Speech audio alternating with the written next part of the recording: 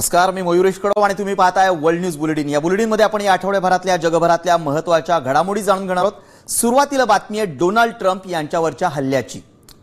अमेरिकेचे राष्ट्राध्यक्ष Donald Trump यांच्यावरील हल्ल्यांची मालिका काही थांबायचं नाव घेत नाहीये। अशातच आता वॉशिंग्टनमधल्या एका कार्यक्रमात पुन्हा एकदा ट्रम्प यांना हल्लेखोरांकडून लक्ष्य करण्यात आलंय। नेमकं काय घडलंय त्या ठिकाणी पाहूयात हा रिपोर्ट। गोळीबारात ट्रम्प थोडक्यात बचावले।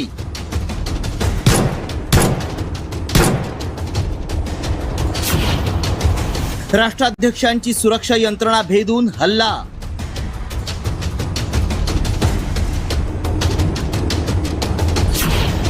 वॉशिंग्टनच्या हॉटेलमध्ये नेमकं काय घडलं?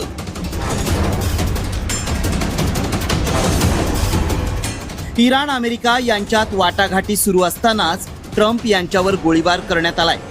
वॉशिंग्टन इथल्या हिल्टन हॉटेलमध्ये व्हाईट हाऊस कॉरेस्पॉन्डंट डिनर सुरू असताना अचानक हल्लेखोरानं गोळीबार केला। या गोळीबारादरम्यान डोनाल्ड ट्रम्प हे थोडक्यात बचावलेत। त्यानंतर एफबीआयनं या हल्ल्यातील संशयित हल्लेखोराची ओळख पटवली आहे। 31 वर्षीय कोल थॉमस ॲलन हा कॅलिफोर्निया इथला रहिवासी आहे। ॲलन पेशानं टीचर आणि गेम डेव्हलपर आहे। तो ट्यूशन कंपनीमध्ये पार्ट टाइम टीचर म्हणून काम करायचा। इतकंच नाही तर त्याला डिसेंबर 2024 मध्ये टीचर ऑफ द मंथ पुरस्कारानं सन्मानित करण्यात आलं होतं।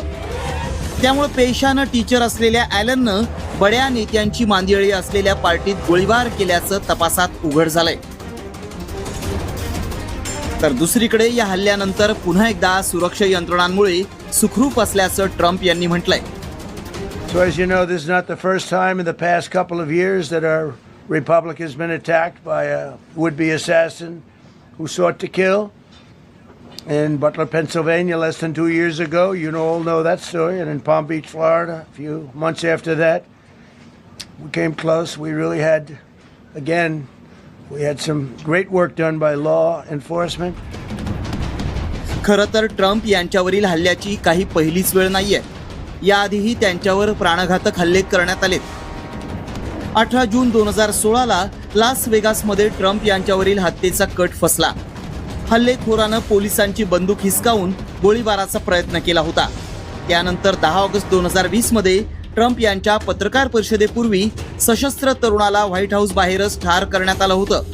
इतकंच नाही तर 13 जुलै 2024ला पेन्सिल्व्हेनियाच्या बटलरमध्ये भाषणावेळी हल्लेखोरानं ट्रम्प यांच्यावर 8 गोळ्या झाडल्या होत्या।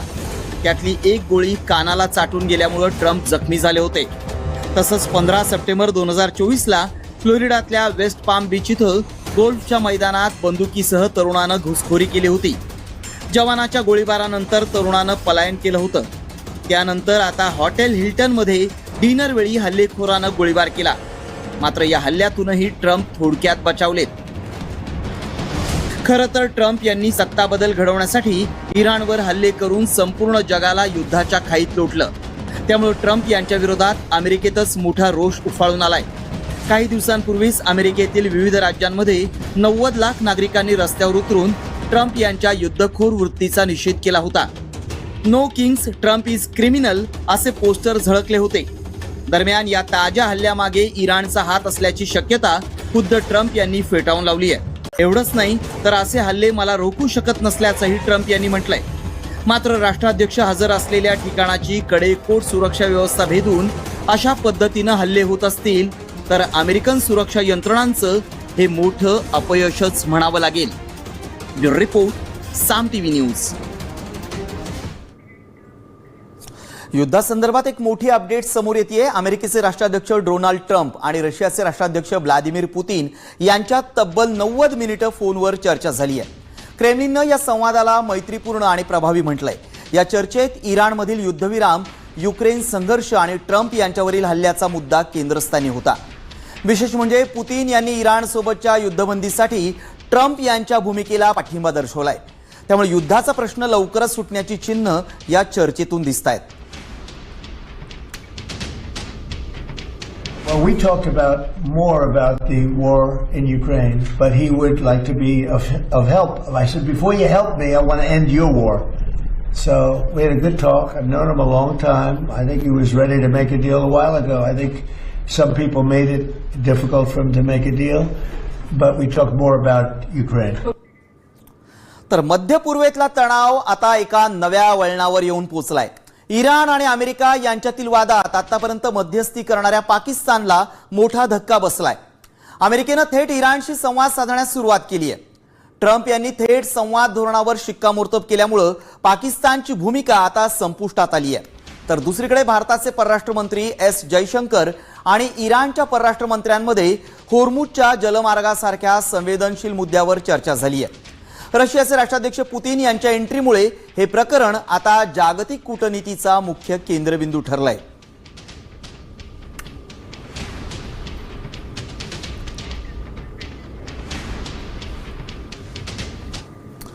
होर्मुझची सामुद्रधुनी इराण अमेरिका यांच्यातल्या संघर्षाचं मुख्य कारण बनली आहे. युद्धविरामासाठी दोन्ही देशांमध्ये चर्चेच्या फेऱ्या सुरू असल्या तरी अद्याप ठोस तोडगा निघालेला नाही. आता दोन्ही देशांमध्ये होर्मुझवरूनच पुन्हा युद्ध भडकण्याची शक्यता आहे.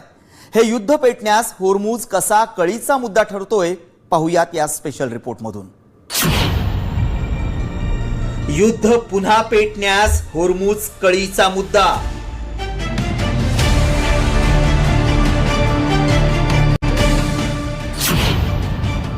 अमेरिकन नौदलाकडून कडक नाकेबंदी.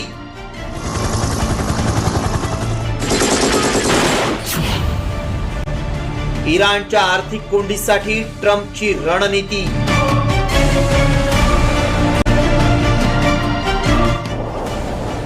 इराण अमेरिका यांच्यातला संघर्ष दिवसेंदिवस वाढतच चाललाय. दोन्ही देशांमधील शांतता चर्चा देखील होर्मुझवरून फिसकटली आहे. एवढंच नाही तर इराणनं अमेरिकेच्या युद्धबंदीला धुडकावून मागे न हटण्याचे मनसुबे उघड केलेत. त्यातच अमेरिकेच्या सागरी नाकेबंदीला झुगारून इराणनं आपल्या जहाजांना होर्मुझमधून सुरक्षितपणे बाहेरही काढलंय आणि अमेरिकेच्या सागरी नाकेबंदीला शस्त्रसंधीचं उल्लंघन असल्याचं सांगत पलटवार देखील केलाय. त्यामुळे ट्रम्प यांनी होर्मुझमध्ये पुन्हा इराण विरोधात नवा डाव टाकलाय. आता ट्रम्प यांनी होर्मुझवरील नियंत्रण आणखी घट्ट करण्यासाठी महत्त्वाचे आदेश दिलेत. डोनाल्ड ट्रम्प यांनी अमेरिकन नौदलाला होर्मुझच्या सामुद्रधुनीमध्ये पेरलेले सुरुंग त्वरित हटवण्याचे स्पष्ट आदेश दिलेत. इतकंच नाही तर त्यांनी अमेरिकन सैन्याला होर्मुझमध्ये जलसुरुंग पेरण्याचा प्रयत्न करणाऱ्या इराणच्या जहाजांवर गोळीबार करून ते नष्ट करण्याचे आदेशही दिलेत. यासोबतच अमेरिकन नौदलाची नाकेबंदी आणखी मजबूत करण्याचा निर्णय ट्रम्प यांनी घेतलाय. यापुढे जाऊन सर्वात गंभीर पाऊल म्हणजे अमेरिकेकडून आता इराणची तेल उत्पादनं थांबवण्यासाठी तयारी करण्यात आली आहे. खरं तर सागरी नाकेबंदी जाहीर केल्यानंतर आता ट्रम्प यांनी इराणचं आर्थिक कंबरडं मोडण्यासाठी हालचाली सुरू केल्या आहेत. I can't tell you that. I don't want to put that kind of a timetable on it, but it'll go pretty quickly, and we'll have the strait opened up. Now, right now, we have it closed. We have total control of the strait, and the fact that it's closed, you know, they would have opened it up 3 days ago. They came to us, and they said, we will agree to open the strait, and all my people were happy. Everybody was happy except me. I said, wait a minute, if we open the strait, that means they're going to make $500 million a day. I don't want them to make $500 million a day until they settle this thing. होर्मुझमधून जगातील 20% तेलाचा व्यापार चालतो. त्यामुळे हा जलमार्ग जगासाठी अत्यंत महत्त्वाचा आहे. अशातच आता ट्रम्प यांनी इराणला पुन्हा एकदा थेट इशारा दिलाय. त्यामुळे होर्मुझमधील व्यापार पूर्ण ठप्प होण्याची शक्यता आहे. इतकंच नाही तर जगावर पुन्हा एकदा इंधन टंचाईचं संकट गडद होऊन जगभरात तेलाच्या किमतींचा भडका उडण्याची चिन्ह आहे. त्यामुळे इराणची आर्थिक कोंडी करणाऱ्या ट्रम्प यांच्या आदेशामुळे पुन्हा जग युद्धाच्या खाईत लोटलं जाण्याची भीती निर्माण झाली आहे. ब्युरो रिपोर्ट, साम टीव्ही न्यूज. आणि आता बातमी आहे पाकिस्तानातून. पाकिस्तानच्या लियारीत दहशतवाद्यांचा खात्मा करणारा धुरंधर गुप्तहेर तुम्ही सिनेमात पाहिला असेल. मात्र आता असंच काही धुरंधर कुठलाही पुरावा मागे न ठेवता भारताच्या शत्रूंना ठेचून मारतायत. हा धुरंधर पॅटर्न नेमका काय आहे? टार्गेट किलिंगनं पाकमधल्या दहशतवाद्यांना कसा घाम फोडलाय पाहूयात या रिपोर्टमधून. धुरंधरकडून 2 दहशतवाद्यांचा खात्मा.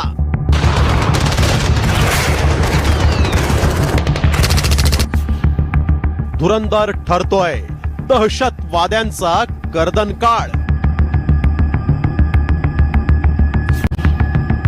टार्गेट किलिंगनं पाकिस्तानात खळबळ.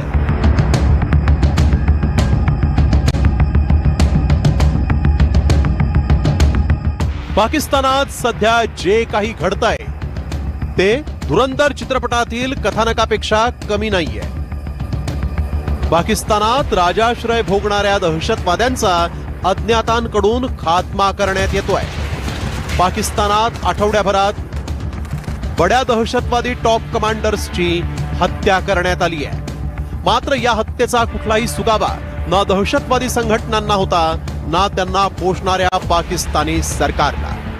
त्यामुळे पाकिस्तानात सध्या सुरू असलेल्या धुरंधर पॅटर्ननं भारताविरोधी कारवाया करणाऱ्या या दहशतवाद्यांना चांगलीच धडकी भरली आहे.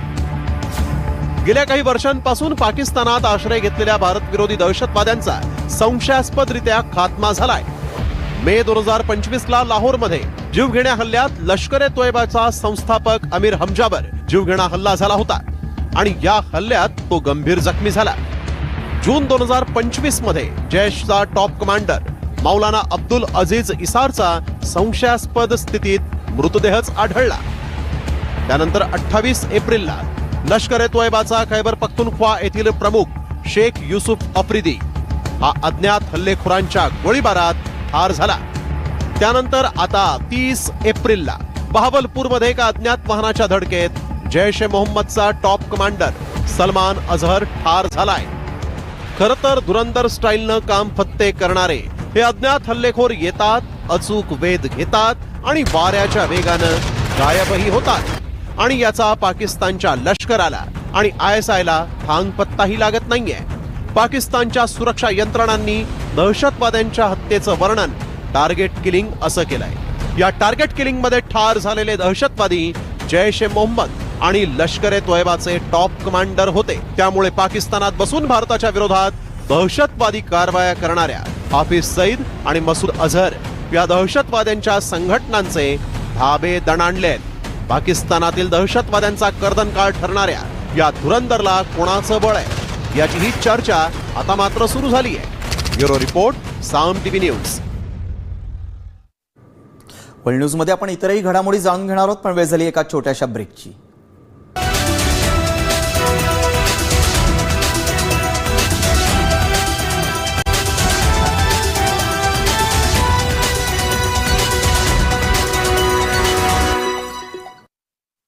आता बातमी आहे भारताच्या कोहिनूर हिऱ्यासंदर्भातली. न्यूयॉर्कचे महापौर जोहरान ममदानी यांनी कोहिनूर भारताला परत करण्यात यावा अशी मागणी केली आहे. ब्रिटनचे किंग चार्ल्स यांच्याकडे त्यांनी ही मागणी केली आहे. किंग चार्ल्स सध्या अमेरिकेच्या दौऱ्यावर असून 9/11 स्मारकाच्या भेटीदरम्यान ममदानी यांनी ही आक्रमक भूमिका घेतली आहे. त्यांच्या या भूमिकेमुळे भारत आणि ब्रिटनमधील कोहिनूरचा वाद पुन्हा एकदा जागतिक स्तरावर चर्चेत आलाय. दरम्यान ममदानी नक्की काय म्हणालेत ऐकूयात. You haven't thought about anything you might say if you say hello to him and he stops to chat? You know, if I was to speak to the king separately from that, I would probably encourage him to return the Kohinoor diamond. कोहिनूरचा इतिहास आणि वाद नेमका काय आहे ते देखील पाहूयात ग्राफिक्सच्या माध्यमातून. कोहिनूर हिऱ्याचा उल्लेख 16व्या शतकात आढळतो. हा हिरा मुघल बादशहांच्या मयूर सिंहासनाची शान होता. 1739 मध्ये इराणचा शासक नादिर शहानं दिल्लीवर आक्रमण केलं आणि मुघलांकडून हा हिरा लुबाडून पर्शियाला नेला. 1813 मध्ये अफगाण शासनाकडून हा हिरा महाराजा रणजित सिंह यांनी मिळवला आणि तो पुन्हा भारतात शीख साम्राज्यात आला.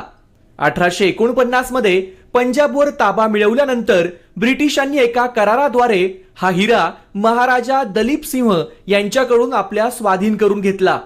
105 कॅरेटचा हा जगप्रसिद्ध हिरा ब्रिटनच्या राजघराण्यातील क्वीन मदर यांच्या मुकुटात लंडनच्या टॉवरमध्ये जतन करण्यात आलाय. भारताच्या ऊर्जा क्षेत्रासाठी एक मोठी बातमी समोर आली आहे. भारताला आफ्रिकेतील लिबियामध्ये तेल आणि नैसर्गिक वायूचा मोठा साठा सापडलाय. त्यामुळे ऊर्जा क्षेत्रात भारताचा दबदबा वाढणार आहे. या प्रकल्पात ऑइल इंडियाची 25% भागीदारी आहे. जागतिक तेल बाजारपेठेत भारतीय कंपन्यांची पकड अधिक मजबूत होणार आहे. इंधनासाठी मोठ्या प्रमाणावर आयातीवर अवलंबून असलेल्या भारतासाठी हा मोठा दिलासा मानला जातोय.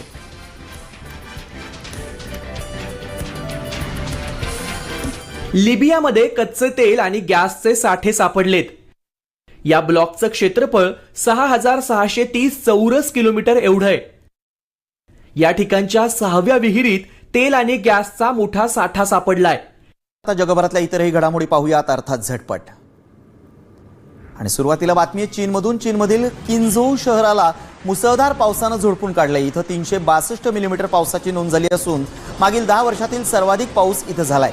या भीषण पावसामुळे शहरात भयंकर पूरस्थिती निर्माण झाली आहे. रस्त्यांना नद्यांचं स्वरूप आलंय. अनेक ठिकाणी वाहनं पाण्याखाली गेली असून इमारतींमध्ये देखील पाणी शिरलंय.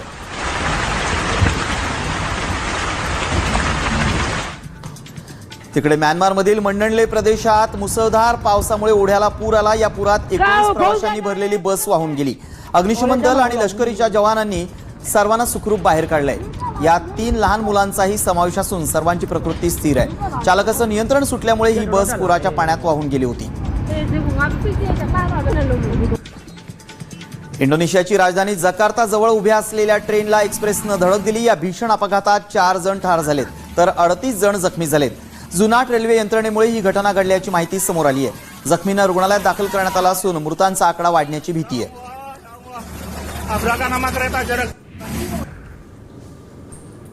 कॅनडातील ओंटारिओमध्ये एका शीख वृद्धाला वांशिक टिप्पणी करत धक्काबुक्की करण्यात आली आहे. माझ्या देशातून चालता हो असं म्हणत तरुणानं त्यांना लक्ष्य केलंय.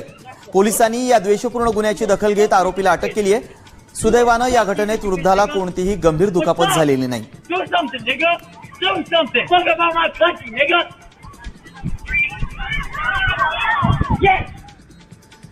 दक्षिण लेबनॉनमध्ये इस्रायलनं पुन्हा एकदा हवाई हल्ले सुरू केल्यामुळे युद्धविराम करार धोक्यात आलाय. अर्नूनसह अनेक गावांना लक्ष्य करण्यात आलंय. यात लहान मुलांसह अनेक नागरिक मृत्युमुखी पडलेत. इस्रायली आक्रमणामुळे आतापर्यंत 16 लाखाहून अधिक लोक विस्थापित झालेत.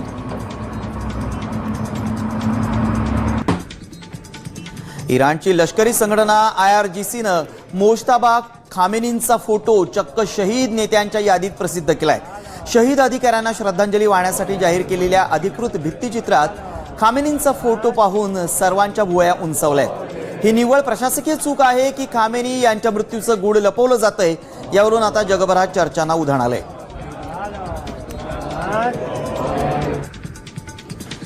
डोनाल्ड ट्रम्प यांनी जर्मनीतील अमेरिकन सैनिकांची संख्या कमी करण्याची घोषणा केली आहे. जर्मनीच्या चॅन्सलरनी अमेरिकेवर केलेल्या टीकेनंतर ट्रम्प यांनी हे पाऊल उचललंय. युरोपीय देशांनी इराण विरुद्धच्या युद्धात पुरेसा पाठिंबा न दिल्याचा ठपका ठेवत ट्रम्प यांनी आपला संताप व्यक्त केला होता. पाकिस्तानात पुन्हा एकदा खळबळ उडाली आहे. पाकिस्तान लष्कराच्या टॉप कमांडरचा अज्ञात हल्लेखोरांकडून खात्मा करण्यात आलाय. लष्कराचा टॉप कमांडर शेख युसुफ आफ्रिदी याची गोळ्या झाडून हत्या करण्यात आली आहे. शेख युसुफ आफ्रिदी हा लष्कर ए तैयबाचा टॉप कमांडर होता. त्यामुळे पाकिस्तान लष्कराला मोठा धक्का बसलाय. अमेरिकेच्या स्वातंत्र्याला 250 वर्ष पूर्ण होत आहेत. या निमित्तानं आता अमेरिकन पासपोर्टवर राष्ट्राध्यक्ष डोनाल्ड ट्रम्प यांचा फोटो झळकणार आहे. पासपोर्टच्या पहिल्या पानावर ट्रम्प यांची प्रतिमा आणि त्यांची सोनेरी स्वाक्षरी असेल. वॉशिंग्टनमध्ये प्रत्यक्ष नूतनीकरण करणाऱ्या नागरिकांना हे नवीन पासपोर्ट दिले जाणार आहेत.